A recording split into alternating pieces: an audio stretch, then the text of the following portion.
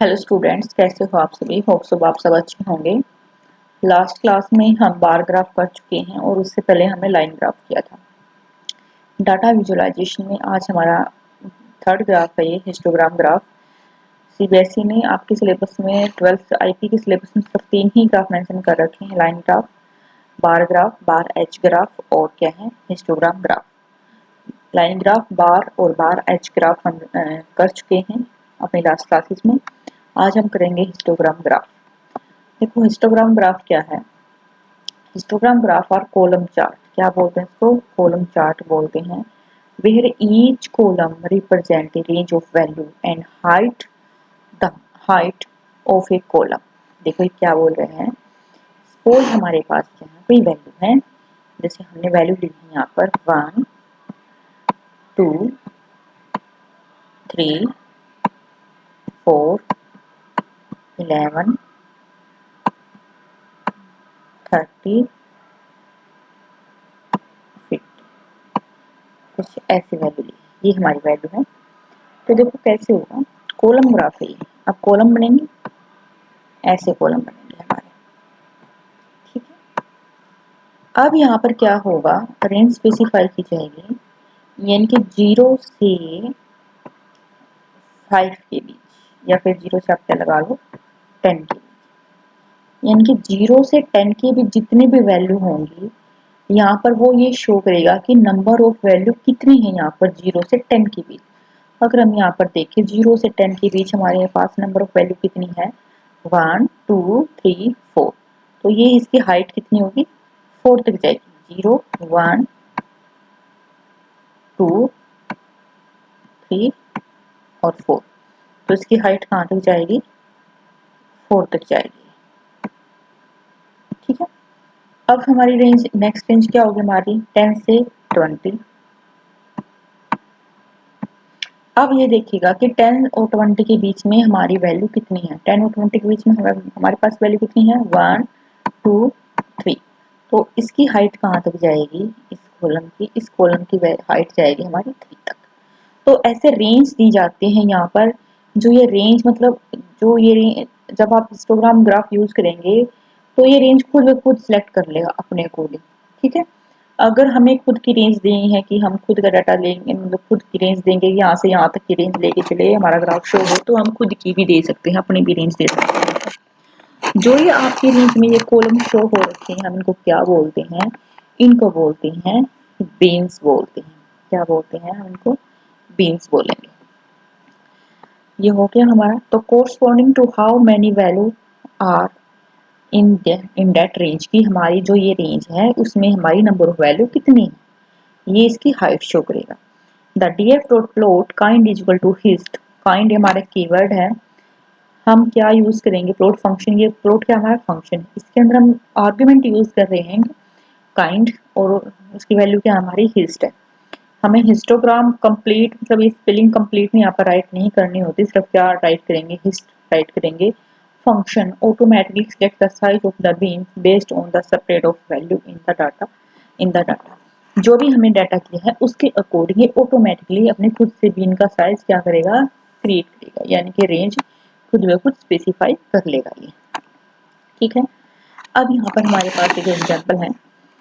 यहाँ पर सबसे पहले हमने क्या कर रखा है, पांडास को इंपोर्ट किया है। देन हमने मैटप्लोटलिब के अंदर एक पाइपलोट हमारा मॉड्यूल है, पाइपलोट हमारा क्या है, मॉड्यूल है, उसको हमने क्या किया है, इंपोर्ट किया है। फिर क्या है, हमने यहाँ पर डाटा इज इक्वल टू क्या है, हाइट की वैल्यू ये है और वेट की वैल्यू ये है।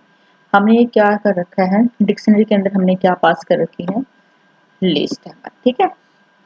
अब क्या है, यहाँ तक हमारा काम सेम है कि हम अपना डाटा फ्रेम क्रिएट करते थे, यहाँ तक हमारा काम हो गया। अब इससे आगे कि जो हमारा डाटा फ्रेम हमने क्रिएट किया है उसको हम ग्राफ के थ्रू कैसे रिप्रेजेंट करेंगे। तो हिस्ट ग्राफ के अंदर कैसे करेंगे, हिस्ट ना sorry df dot plot kind is equal to hist. अगर आपको लाइन ग्राफ यूज करना है तो यहाँ पर आप लाइन यूज कर सकते हो, राइट कर सकते हो। अगर आपको बार ग्राफ यूज करना है तो आप यहाँ पर बार कर सकते हो। अगर आपको बार एच करना है तो यहाँ पर आप क्या करोगे, बार एच राइट कर सकते हो। plt डॉट शो करेगा, क्या करेगा, डिस्प्ले करता है ग्राफ को शो करने के लिए, ठीक है। अब यहाँ पर क्या कर रखा है देखो, यहाँ पर कहीं 45 वैल्यू है, ये रेंज कहाँ से उठा रहा है ये यहाँ पर कहीं 45 वैल्यू है, और यहाँ तक देखो, यहाँ तक हमारी क्या है 52, कितनी वैल्यू हमारी 52। अब ये यहाँ से यहाँ तक शो कर रहा है, 45 से 52 के बीच में हमारी कितनी वैल्यू है 1 2 3, ये क्योंकि दो बार है तो एक बार ही काउंट करेगा इनको, तो हमारी कितनी हुई 3, इस रेंज में कितनी वैल्यू हमारी 3। अब हम देखेंगे कि 52 से और 58 तक की वैल्यू कितनी है हमारे पास, ओनली 1 है 58, तो यहाँ पर इसकी हाइट क्या है 1 है। अब हमारे पास वैल्यू है 89, 89 में वैल्यू कितनी है हमारी ओनली 1 है, तो यहाँ पर इसकी हाइट क्या है ओनली 1 है।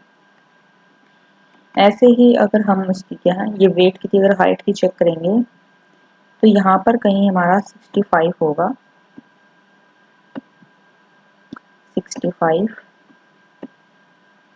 अब हम चेक करेंगे कि 65 में तक 60 और 65 तक के बीच की हमारी कितनी वैल्यू है, 60 और 65 कितनी होंगी हमारी 1 2 3 4 और 5, ठीक है। 65 से कम ही है यहाँ पर, और फिर 65 से और 68 तक की वैल्यू कितनी है हमारे पास एक ही है, तो यहाँ पर किसकी हाइट क्या है 1 है, और यहाँ पर क्या है 5 है, ठीक है। अब इसको प्रैक्टिकल करके देखते हैं एक बार। देखो वही सेम एग्जांपल है, यहाँ पे हमने क्या कर रखा है df डॉट प्लॉट काइंड, क्या हमारा प्लॉट क्या हमारा फंक्शन है, इसके अंदर हम एक आर्गुमेंट पास करेंगे, क्या नेम है आर्गुमेंट का काइंड, और उसकी वैल्यू क्या रहेगी हमारी हिस्ट रहेगी। जो भी हमने ग्राफ प्लॉट करना होगा, लाइन ग्राफ करेंगे तो यहाँ पर लाइन राइट कर देंगे। अगर हम यहाँ पर क्या है सपोज बार ग्राफ यूज कर रहे हैं या फिर बार एज, हम वहीं पे यहाँ पर वो यहीं पर हम मेंशन कर देंगे। plt डॉट ग्रिड हमने ट्रू किया है, ग्रिड क्या करते हैं ये जो हमारी ग्राफ पे लाइन आती हैं वो आ जाएंगी, plt डॉट शो फंक्शन की हेल्प से हम क्या करेंगे अपने ग्राफ को डिस्प्ले करेंगे। अब इसको डिस्प्ले कराते हैं,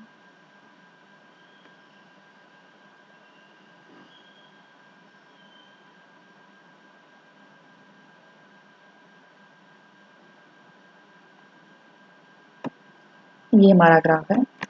देखो यहाँ से कहीं 45 वैल्यू है और यहाँ कहाँ तक है 52 तक, तो कितनी वैल्यू है हमारी हाइट में 1 2 3 और 4, या 47 हमारी 2 टाइम है तो एक टाइम काउंट होगी वैल्यू, तो हाइट कितनी हुई यहाँ की इस रेंज की 3।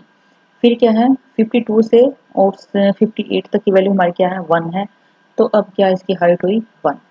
अब यहाँ पर क्या है एक ही वैल्यू रहती है हमारी 89, और 89 यहाँ से और उसकी कितनी वैल्यू है सिर्फ एक ही है, तो इसकी हाइट क्या होगी 1।